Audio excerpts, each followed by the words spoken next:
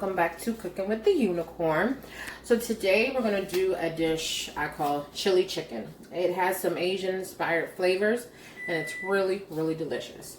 So what you're going to need is 2 or 3 chicken breasts cut in strips, an egg wash. So an egg wash is egg and water. So my rule of thumb is for every egg, do a tablespoon of water. So this is 2 eggs and 2 tablespoons of water, a cup of flour. You need a plate to set your chicken on, some olive oil, salt and pepper. You need 3 peppers julienned. I used poblano and Anaheim because those are my favorites, but you can use sweet bell peppers, you can use cubanos, you can use cubanelles. I'm sorry, not cubanos, cubanelles. Any pepper that you desire to use.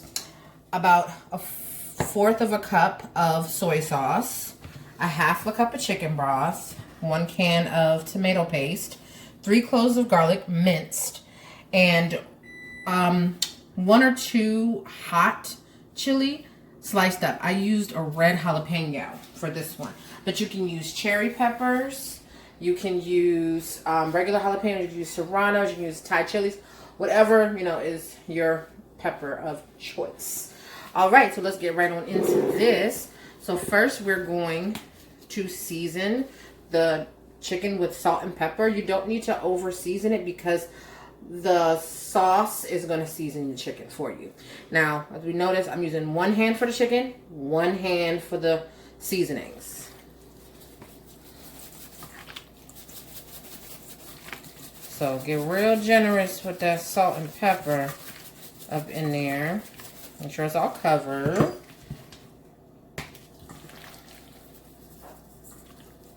All right. Yeah, just give it a few sprinkles. And there we go. So next step, we're going to do the chicken into the egg wash, then the flour, and then we're going to set it on the plate. So egg wash. Flour, plate, egg wash, flour, and if you notice, I'm using the technique wet hand, dry hand. It really helps you to not have really messy hands. And if you also notice, I'm wearing gloves. I always use gloves when I'm cooking with meat, no matter what kind, or even when I'm cooking with something messy. I just think it's more hygienic, number one. And I washed my hands before I put the gloves on. But I just think it's more hygienic to cook that way, especially with poultry, because salmonella is real. And I don't got time for that. As you can see, I'm almost out of flour. I'm pretty good on the egg wash, but I'm almost out of flour. If in the process you find yourself running out of flour, just add some more. It's not that, a big of a deal. You don't have to have precise measurements when it comes to this kind of stuff. I usually start with the cup, and then if I need to add some more, I do, because you never know with the size of your chicken breasts and how much chicken that you're doing, how much you're going to need, because you might do it smaller than this, or you might want more. So it depends on that. Okay, so we have finished breading our chicken. So now we're going to have in our large frying pan, turn it on high, and we're going to add just enough olive oil to semi-cover the bottom. And I use olive oil just because I like using olive oil. If you want to use vegetable oil, if you want to use canola oil, any oil that you favor will work. I just like using olive oil because it adds a little something, and I like using infused olive oil because this one I'm using is infused with red pepper extract, which I really, really like. I got a little 4-pack at Costco. It was a deal. It was fabulous. So once this starts heating up, we are going to add our chicken. Okay, our oil is heated pretty decently. So I'm just going to add, if there's any excess flour, just shake it off before you put it in. And make sure you move your oil around. And make sure. The problem with certain type of pans is the oil doesn't evenly distribute. So you got to distribute it yourself, baby. Alright, we got all everybody's in the pool. So just turn it over and keep a watch. If you're not sure when they're done, then use your meat thermometer. 165 on your meat thermometer.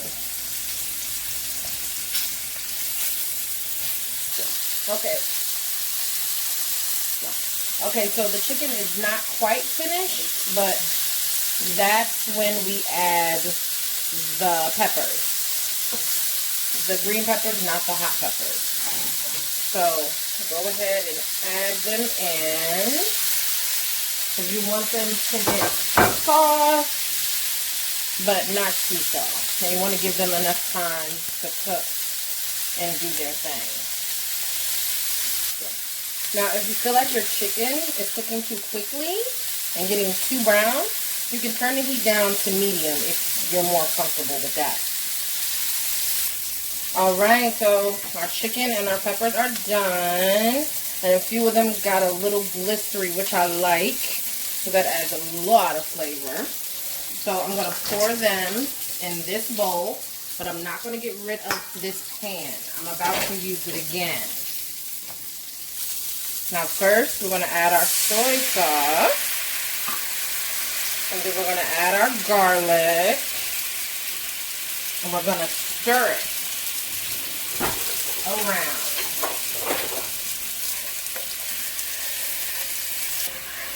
Alright, the garlic is melted down. And we're going to add our peppers.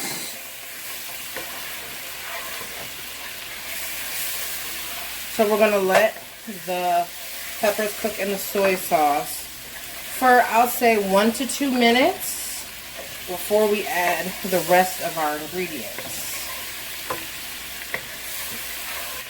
Alright, next we're going to add our tomato paste. You can use the double concentrated if you want. But I think this would probably be about the equivalent of a cup if you're using one you already have in the fridge. And get it all in the pool. Whatever. And then we're going to stir it around.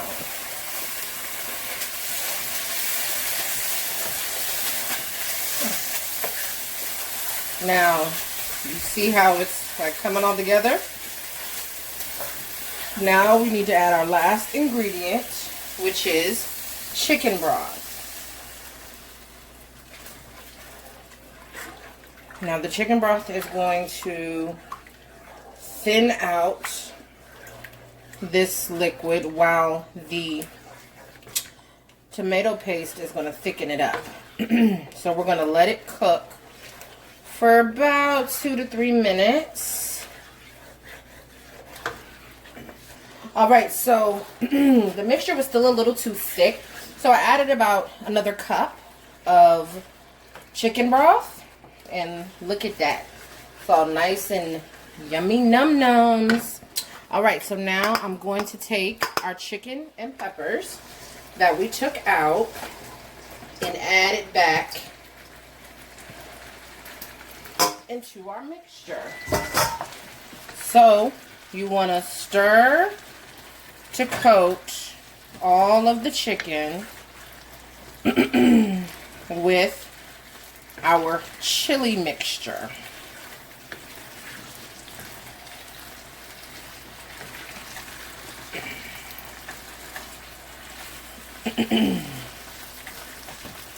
Now if you want to make this for a lot of people, you can just double everything that I did. Look at that. Yes. So you're just going to stir to coat. Just leave the stove on long enough to coat everything. Alright. Look at that. Yum. Alright. Now we're going to turn the eye off.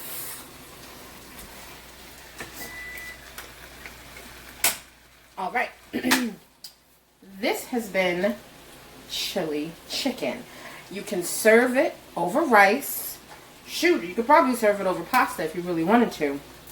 It doesn't really matter. Or you could just eat it as is. It is very, very delicious. So thank you for cooking with the unicorn. Don't forget to like and smash that subscribe button.